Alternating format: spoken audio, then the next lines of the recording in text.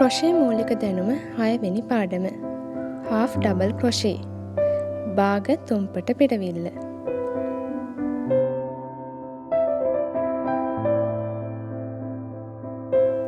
සුපුරුදු විදිහට දම් වැලකින් පටන් ගමු.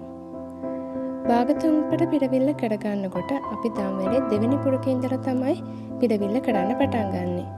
1 2 දෙවෙනි පුරුකට පිටවිල්ල කරගන්නවා. මේ විදිහට නූල පැටලෙවුවා. චේන් එක ඇතුළට දැම්මා. නූලක් ගත්තා. දැන් ඔයාලට පේනවා ඇති තුම්පට පිටවිල්ල වගේම තුනක් තියෙනවා මුදු. අපි කරන්නේ මේ මුදු තුන අතරින්ම තව නූලක් යවන එක.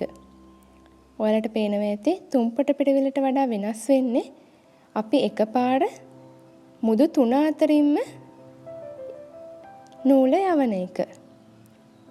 මේ තුන අතරින්ම මෙහෙම යවනවා.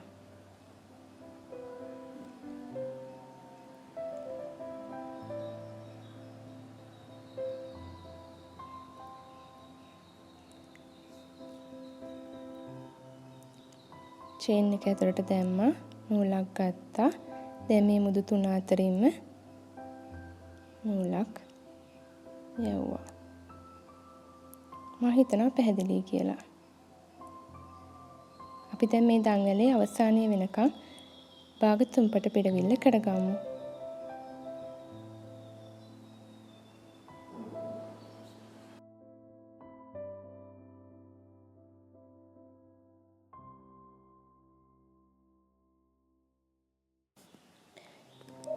හොඳයි. දැන් අපි පළවෙනි පේලියේ අවසානයේ වෙනකන් පිටවිලි කරගෙන ඉවරයි.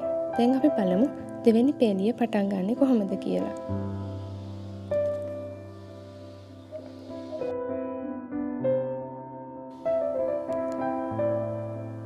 චේන් එකක් කරගන්න. දැන් මේ ආකාරයට ගෙතුම අනිත් පැත්ත හරව ගන්න.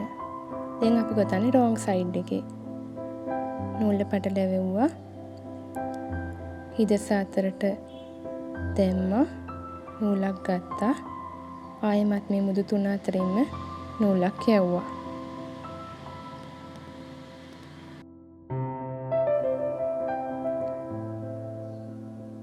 හරිම ලේසියි නේද?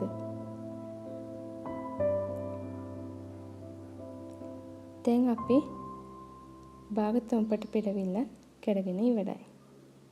අපි ඊළඟ පාඩමේ ආයෙමත් හම්බෙමු.